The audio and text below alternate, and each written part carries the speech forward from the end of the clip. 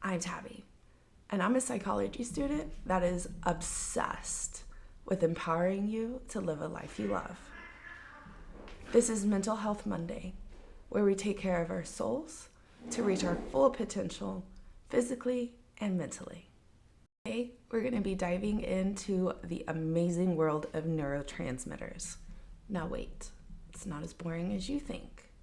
Today, we're going to focus on two specific neurotransmitters, that's serotonin and dopamine. Let's talk about serotonin. Serotonin is a vital aspect in your entire body. Serotonin regulates our mood, our sleep, how we digest food, our body temperature, our memory, and our appetite. Now, did you know that most of your serotonin is stored in your gut? I didn't know that before I was doing my research, so it's okay if you don't know either. Serotonin is our social chemical. It is what's produced when you're out with friends, when you're getting your nails done, when you're getting a massage. Serotonin is a social chemical. Social not meaning the physical interaction, but just the impairment of one body plus another body.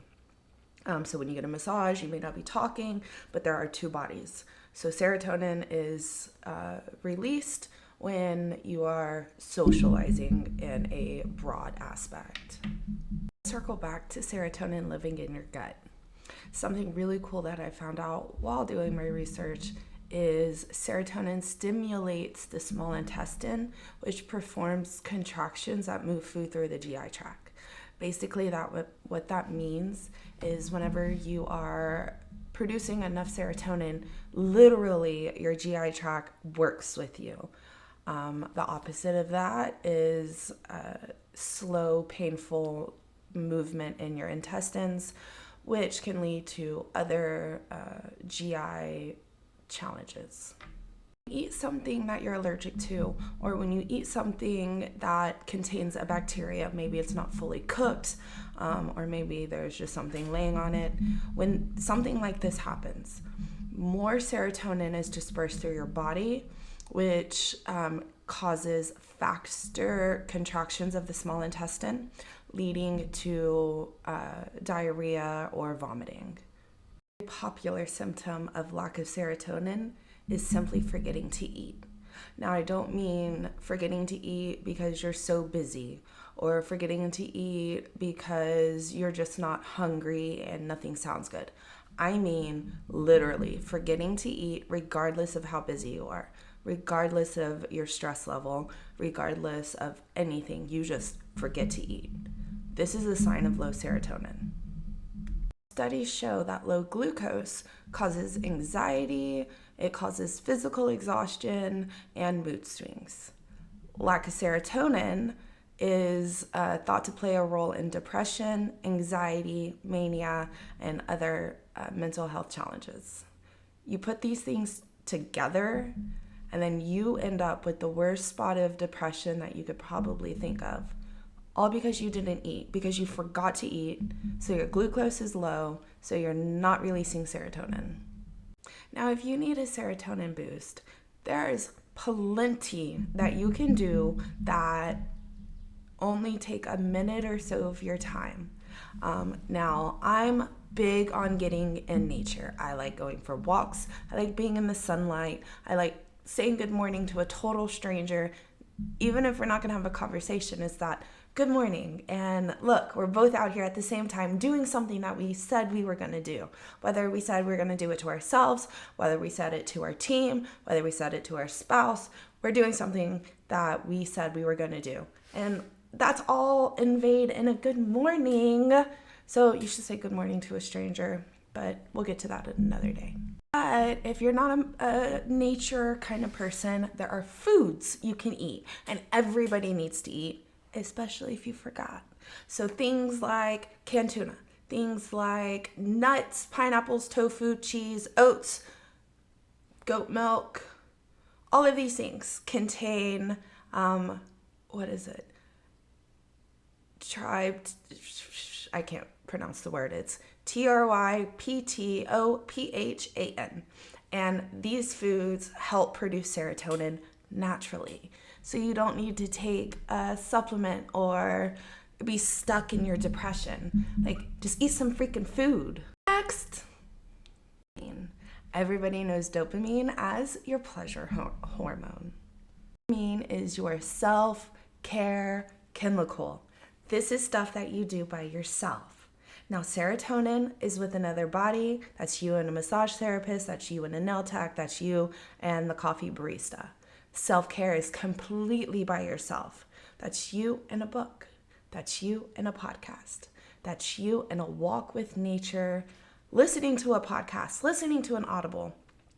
This is not talking to anybody.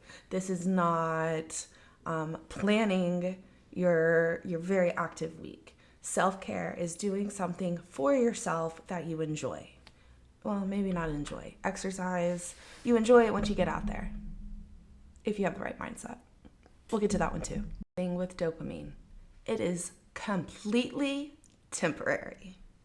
Dopamine is your reward system.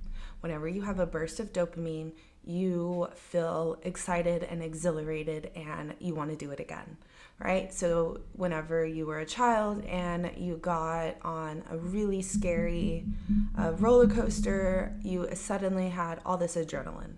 And then you got done with the roller coaster and you wanted to do it again because of the adrenaline. Adrenaline and serotonin play hand in hand.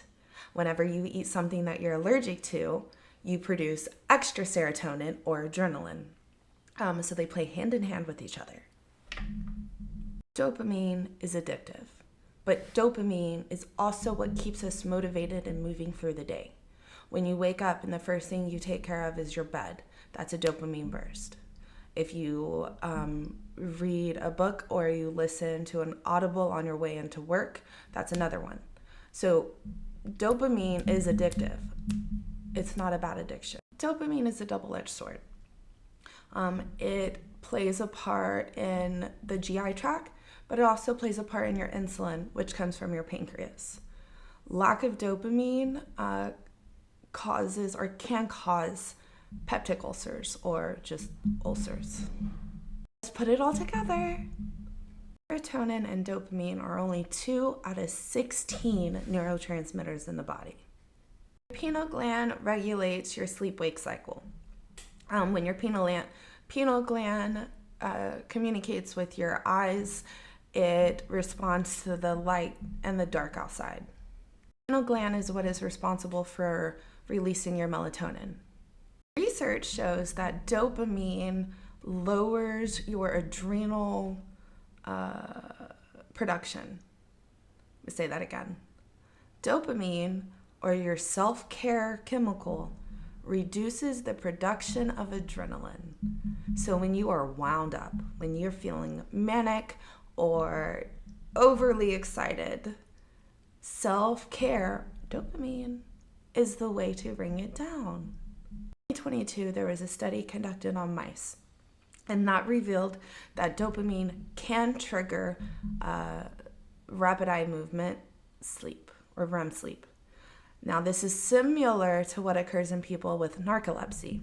Narcolepsy is a disorder where someone just falls asleep randomly. They could be sitting at the table, they could be mid-conversation. If you saw the movie Rat Race, that's narcolepsy, literally.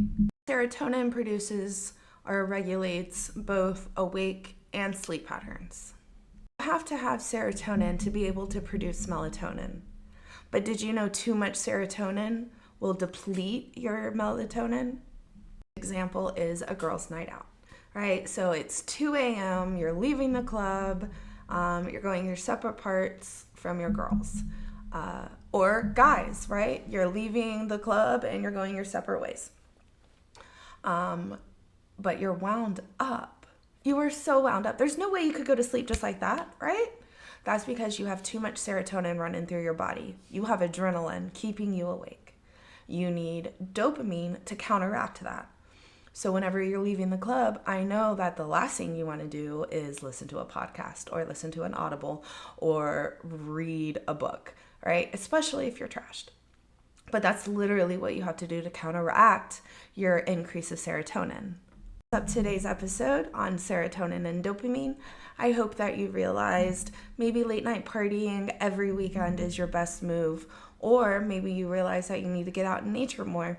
Either way it goes, I hope this episode was valuable for you, and I can't wait to see you next week. I'm going to leave you the same way I always do. Be kind to yourself and others.